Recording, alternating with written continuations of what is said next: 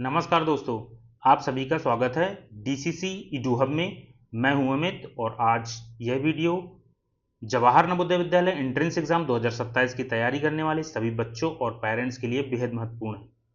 जवाहर नवोदय विद्यालय ने 2027 के लिए नया सिलेबस जारी कर दिया है। अगर आप अभी भी पुराने सिलेबस से तैयारी कर रहे हैं तो यह वीडियो आपके लिए बहुत ज़रूरी है। आज के वीडियो में हम जानेंगे कि नया सिलेबस क्या आया है, किस किस सब्जेक्ट में क्या क्या बदलाव हुए हैं और कौन कौन से टॉपिक्स पे ज़्यादा ध्यान देने की ज़रूरत है। इसलिए वीडियो को अंत तक जरूर देखिएगा, क्योंकि बीच बीच में मैं ऐसी महत्वपूर्ण जानकारियां आपको देने वाला हूं जो आपकी सफलता में मदद करेगी। अगर आप जवाहर नवोदय विद्यालय क्लास 6 के लिए तैयारी कर रहे हैं तो अभी हमारे चैनल डीसीसी ईडू हब को सब्सक्राइब करें और वीडियो को लाइक और शेयर करना ना भी भूलें। तो चलिए बिना समय गंवाए शुरू करते हैं। ओके, सो यहाँ हम देखते हैं नया सिलेबस क्या क्या अपडेट्स आए हैं नए न्यू सिलेबस में।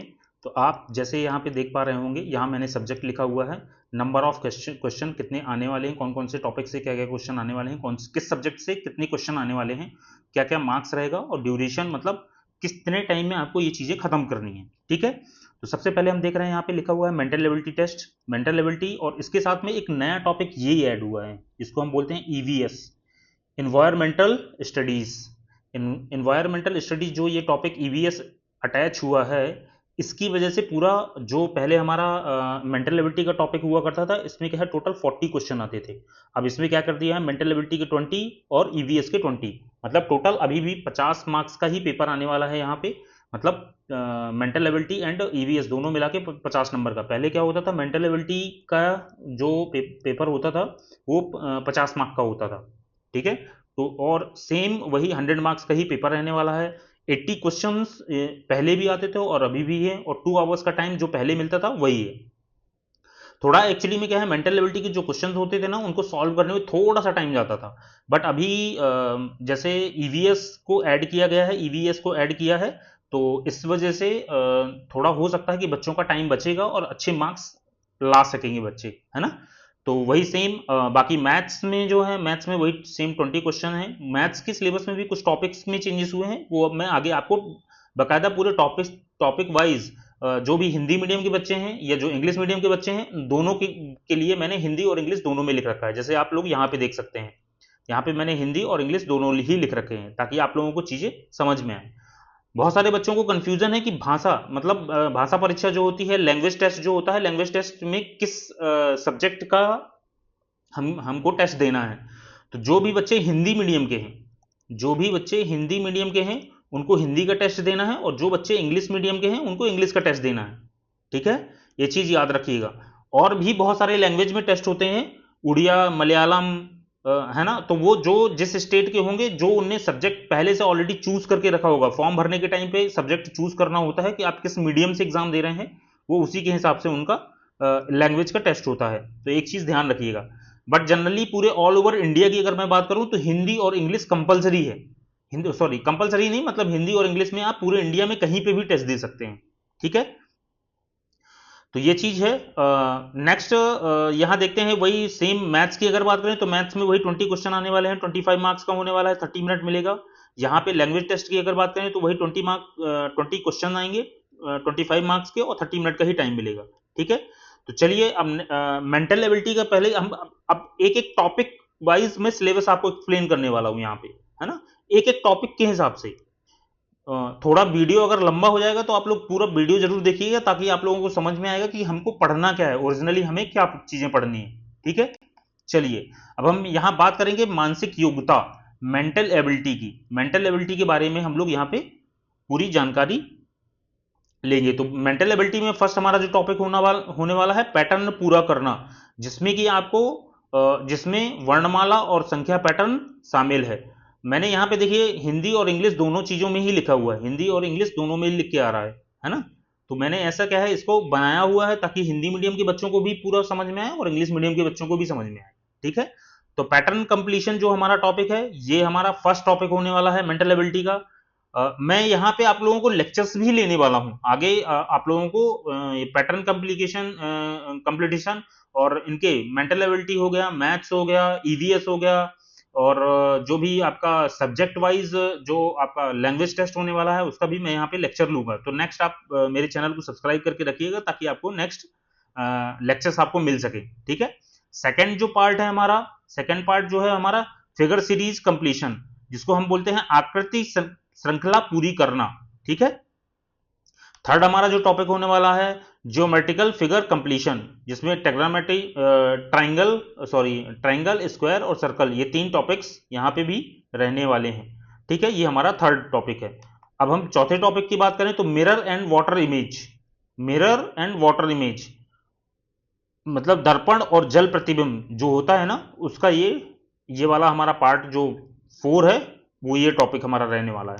अगर पांचवें टॉपिक की बात करें तो एम्बेडेड फिगर जो है मतलब छिपी हुई आकृति को फाइंड करना, ये हमारा पांचवा टॉपिक होने वाला है। ठीक है, तो याद रखिएगा पहले क्या है, मेंटल एबिलिटी में अगर मैं मैट की बात करूं तो मैट में पहले कितने टॉपिक हुआ करते थे, 10। अब जो कि हटा के अब कितने कर दिए हैं, अब ये टॉपिक हटा के कितने कर दिए हैं, 5, जो ये हैं आपके सामने। ये पूरे पांच टॉपिक बचे हुए हैं, बाकी सारे टॉपिक हटा दिए हैं। जैसे ऑड मैन आउट है ना, और भी 3-4 टॉपिक हैं, 4-5 टॉपिक हैं जो हटा दिए गए हैं। ठीक है, तो अगर आप अभी भी पुरानी पैटर्न पे पढ़ रहे हैं तो ध्यान रखिए ये नया सिलेबस जारी हो गया है, नए सिलेबस के हिसाब से ही आपको पढ़ना है। ठीक है, चलिए नेक्स्ट देखते हैं। अब बात करते हैं यहाँ पे हमारा जो फर्स्ट था मेंटल एबिलिटी था। ठीक है, सेकंड जो है हमारा ईबीएस। सो क्वेश्चन नंबर 21 से लेके 40 तक जो हमारे क्वेश्चंस होने वाले हैं वो पर्यावरण अध्ययन के ऊपर मतलब ईवीएस के ऊपर होने वाले हैं। इस टेस्ट में 20 प्रश्न आएंगे, ईवीएस से 20 प्रश्न आएंगे, जैसे मैंने पहले ही आपको बताया था, जिसमें कि 15 एमसीक्यू होंगे, 15 जो होंगे एमसीक्यू होंगे, और एक आपसे पैसेज पूछा जाएगा। इसी पे ईवीएस में एक पैसेज होगा जिसमें 5 क्वेश्चन होंगे जिसके आपको आंसर्स देने होंगे, और वो जो पैसेज होगा वो 5 नंबर का होगा, है ना। तो ये टोटल कितने नंबर का हो गया, 25 मार्क का हो गया। टोटल कितने मार्क्स का हो गया, 25 मार्क का हो गया। तो अब ईवीएस में कौन कौन से टॉपिक रहने वाले हैं जो अभी नए एडेड हुए हैं, ये हमारा न्यू एडेड सिलेबस है जो अभी तक नवोदय विद्यालय में कभी भी नहीं पूछा गया। ये हमारा न्यू सिलेबस है ये। ठीक है, सो सबसे पहले ये चीज जानते हैं कि नवोदय विद्यालय समिति ने ये टॉपिक को क्यों इंट्रोड्यूस किया है, क्यों लेके आए हैं। देखिए यहाँ पे उनने क्या है, अपना जो उनका नोटिफिकेशन जारी हुआ था उनने ही ये बात लिखी हुई थी, मैंने वहीं से इस पॉइंट को उठाया हुआ है। तो इसमें उनने लिखा हुआ था ईवीएस एक इंटरडिसिप्लिनरी कई विषयों को कई विषयों को मिलाने वाला एक सब्जेक्ट है। ठीक है, ईवीएस तरीका अपनाता है जिसमें विज्ञान, सामाजिक विज्ञान, पर्यावरण, शिक्षा की बुनियाद अवधारणा को शामिल किया जाता है। इस टेस्ट का मुख्य उद्देश्य उम्मीदवारों की अपने आसपास के माहौल के बारे में बुनियादी जानकारी का आकलन करना है। ठीक है, ये मैंने इसलिए ऐसा पढ़ दिया। अब मेनली क्या है इनका जो टारगेट है ना, टारगेट कि इनने क्यों रखा हुआ है। एक्चुअली में क्या होता था कि बच्चे क्या है सिर्फ मेंटल एबिलिटी सॉल्व करते थे और मैथ सॉल्व करते थे और एक कोई लैंग्वेज टेस्ट देते थे, इसके बाद उनका सिलेक्शन हो जाता था। बट यहाँ पे साइंस, सोशल साइंस और एजुकेशन की अगर बात करें तो ये कोई भी टॉपिक्स यहाँ पे पहले नहीं होते थे, और गवर्नमेंट ने, नवोदय विद्यालय समिति ने इस चीज को अभी नया इंट्रोड्यूस किया है। तो ये सिर्फ खाली एक आपके आपस के माहौल में, आपके आसपास के माहौल में जो चीजें चल रही हैं, या आप अगर साइंस के बारे में कुछ भी चीजें जान रहे हैं तभी आप इस टेस्ट को लिख पाएंगे। अब कौन कौन से टॉपिक होने वाले हैं वो मैं आगे आपको एक्सप्लेन करता हूं। सो ईवीएस पर्यावरण अध्ययन के लिए जो फर्स्ट टॉपिक हमारा होने वाला है द नेचुरल वर्ल्ड। ठीक है, मतलब प्राकृतिक दुनिया। इसमें कौन कौन से टॉपिक हैं, प्राकृतिक दुनिया के अंदर कौन कौन से टॉपिक आएंगे, यातायात, नदियां, पहाड़, जमीन और पानी पर पाए जाने वाले पेड़ पौधे और जीव जंतु, प्राकृतिक आपदाएं, घरों आश्रयों के प्रकार, और जल चक्र मतलब पानी कैसे वाष्पोत्सर्जन होता है, फिर वो ऊपर जाता है वेपराइज होके, फिर उसके बाद कैसे बारिश होती है, फिर वो कैसे सूर्य की रोशनी से गर्म होके फिर ऊपर से जाता है, उसको जल चक्र बोलते हैं। ठीक है, तो ये हमारा फर्स्ट टॉपिक होने वाला है, ये हमारा फर्स्ट टॉपिक होने वाला है। चलिए सेकंड टॉपिक के बारे में जानते हैं। सो मानव शरीर, human body, the human body.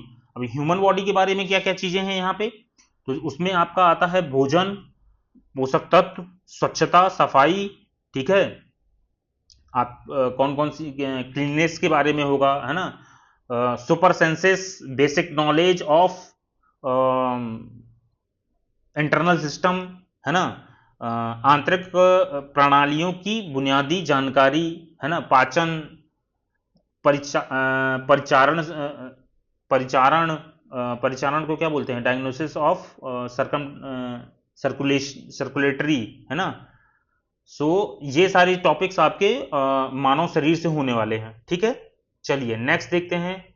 ये 2 टॉपिक हो गए और 2 टॉपिक अभी और बचे हुए हैं, तो टोटल 4 टॉपिक इसमें क्या है, इंट्रोड्यूस हुए हैं। सो हमारा जो तीसरा टॉपिक होने वाला है वो सोशल इन डेली लाइफ, ठीक है, सॉरी साइंस इन डेली लाइफ। तो रोजमर्रा की जिंदगी में विज्ञान का क्या महत्वपूर्ण है, इसके बारे में यहां पे। तो भोजन का संरक्षण, जल और वायु प्रदूषण, जल और मिट्टी का संरक्षण, ठीक है। ये आपके क्या है टॉपिक होने वाले। आगे मैं इनको बहुत अच्छे तरीके से एक्सप्लेन करके सारी चीजें मैं आपको पढ़ाने वाला हूं यहाँ पे, ठीक है। चलिए चौथा हमारा जो टॉपिक है, फोर्थ जो टॉपिक हमारा होने वाला है, उसमें सोशल सराउंडिंग, मतलब सामाजिक परिवेश के बारे में है। सामाजिक परिवेश का मतलब ये होता है कि आप भारत में, यहाँ पे लिखा हुआ है, देखिए, भारत से जुड़ी सबसे ऊंची, सबसे लंबी आदि चीजें, है ना, नेशनल सिंबल्स, राष्ट्रीय प्रतीक क्या है, अलग अलग तरह के भूदृश्य, जंगल, फसलें, कपड़े, रेसे, है ना, राज्य और राजधानियां। तो ये सारी चीजें क्या है आपको आगे आप इसमें क्या है पढ़ने वाले हैं, ठीक है। तो ये हमारे 4 टॉपिक हैं जो बिल्कुल एकदम न्यूली एडेड है। इनके बारे में हम लोग क्या है बहुत अच्छे से एक्सप्लेन करके आपको पढ़ाने वाले हैं, ठीक है। चलिए नेक्स्ट, अब मैथ्स में कौन कौन से टॉपिक हैं उसके बारे में जानते हैं। सो जनरली इस टेस्ट का मुख्य उद्देश्य है गणित में उम्मीदवार की बुनियादी क्षमताओं का मापन है। इस टेस्ट के सभी 20 सवाल नीचे दिए गए 12 विषयों पर आधारित होंगे। तो टोटल मैथ्स में जो टॉपिक होने वाले हैं वो कितने होने वाले हैं, 12 टॉपिक। अब आगे मैं जब दिखाऊंगा ना तो उसमें क्या है 9 ही टॉपिक मिलेंगे, बट उसमें क्या है बीच बीच में एक ही टॉपिक के अंदर 2-2 चीजें क्या है ऐड की हुई हैं, इसलिए उसको मैंने कन्वर्ट करके रखा है। जैसे फॉर एग्जांपल कोई टॉपिक है वो किसी से सिमिलर है तो मैंने उसके साथ में ही उस चीज को ऐड कर दिया है। तो टोटल मैं आगे जो बताऊंगा उसमें 9 टॉपिक आएंगे, बट जबकि यहाँ पे जो हमारी गाइडलाइन आई थी, गाइडलाइन में टोटल 12 टॉपिक दिए हुए हैं, ठीक है। तो चलिए फर्स्ट टॉपिक जो हमारा होने वाला है नंबर ऑफ न्यूमेरिक सिस्टम, ठीक है, नंबर ऑफ न्यूमेरिक सिस्टम। सो संख्या और संख्या प्रणाली जिसको बोलते हैं, तो फर्स्ट टॉपिक हमारा ये होने वाला है, ठीक है। सेकंड जो टॉपिक है, सेकंड टॉपिक है four fundamental of the operations on whole number, ठीक है। पूर्ण संख्याओं पर 4 मूलभूत संक्रियाएं, हिंदी में बोलते हैं। हिंदी में बहुत थोड़ा कठिन लगता है, बट हो जाएगा, कोई दिक्कत नहीं है, ठीक है। सो पूर्ण संख्याओं पर 4 मूलभूत संक्रियाएं, ठीक है। ये हमारा सेकंड टॉपिक मैथ्स का होने वाला है। थर्ड टॉपिक की अगर बात करें तो थर्ड टॉपिक हमारा होने वाला है गुणनखंड और गुणज तथा उसके गुण, ठीक है। Factors and multiplication of including their properties, okay. So ये हमारा थर्ड टॉपिक होने वाला है। फोर्थ की अगर बात करें तो आप लोगों ने भिन्न और बुनियादी संक्रियाएं, ठीक है, fractions and fundamental of operators, ठीक है। चलिए पांचवा टॉपिक्स देखते हैं। यहां पे measurement of length, mass, capacity, time, money, ठीक है, मतलब लंबाई, द्रव्यमान, क्षमता, समय, मुद्रा, इकाई, है ना, परिवर्तन आदि का मापन, ठीक है। ये सारी चीजें हम आगे पढ़ने वाले हैं, ये पांचवा टॉपिक था हमारा। अब छठवें की तरफ चलते हैं। तो छठवां है simplification of the numerical expressions. ठीक है, सरलीकरण, संख्यात्मक व्यंजकों का सरलीकरण। सातवां हमारा जो टॉपिक होने वाला है पैरामीटर एंड एरिया। ठीक है, सो परिमाप और क्षेत्रफल, इसके बारे में हम आगे पढ़ेंगे। आठवां जो टॉपिक है हमारा types of angle and it's sample application. ठीक है, ये हम पढ़ने वाले हैं कोणों के प्रकार और उसके सरलीकरण के उपयोग। नौवां जो हमारा जो टॉपिक होने वाला है डेटा एनालिसिस, है ना, जिसमें हम बार डायग्राम के बारे में पढ़ेंगे, टेबल के बारे में पढ़ेंगे, बार डायग्राम के पढ़ेंगे, प्रेक्टोग्राफ का इस्तेमाल कैसे होता है, उसका डेटा का विश्लेषण कैसे करेंगे, वो सारी चीजें हम आगे पढ़ने वाले हैं। ठीक है, चलिए अब हम लैंग्वेज टेस्ट की बात करें। तो लैंग्वेज टेस्ट जो होता है ना, लैंग्वेज टेस्ट के लिए बहुत सारे लोगों बच्चों के दिमाग में ये चीजें हैं कि लैंग्वेज टेस्ट जब होगा तो हमको हिंदी में आएगा या इंग्लिश में आएगा।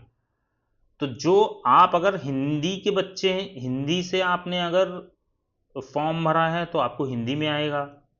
अगर आपने इंग्लिश से भरा हुआ है फॉर्म, इंग्लिश मीडियम से भरा हुआ है तो आपको इंग्लिश में आएगा। ठीक है, अगर आपने हिंदी मीडियम से भरा होगा तो हिंदी मीडियम में आएगा, अगर इंग्लिश मीडियम से रहेगा तो हिंदी इंग्लिश मीडियम से आएगा। तो इसमें टोटल 4 पैसेज होते हैं। ठीक है, अब ये लैंग्वेज टेस्ट क्यों लेती है गवर्नमेंट, नवोदय विद्यालय समिति क्यों करवाती है लैंग्वेज टेस्ट? तो यहाँ पे ये सब जो ये जो चीजें लिखी हुई है ना, ये सब मैंने ये मेरे जो सोर्स हैं, मेरा जो सोर्स है, सोर्स क्या है, नवोदय विद्यालय समिति का जो नोटिफिकेशन आया था वही है ये। ठीक है, इस टेस्ट का मुख्य उद्देश्य उम्मीदवारों की पढ़ने और समझने की क्षमता को परखना है। इस टेस्ट में 4 पैसेज आते हैं। टोटल कितने पैसेज आते हैं? 4 पैसेज आते हैं।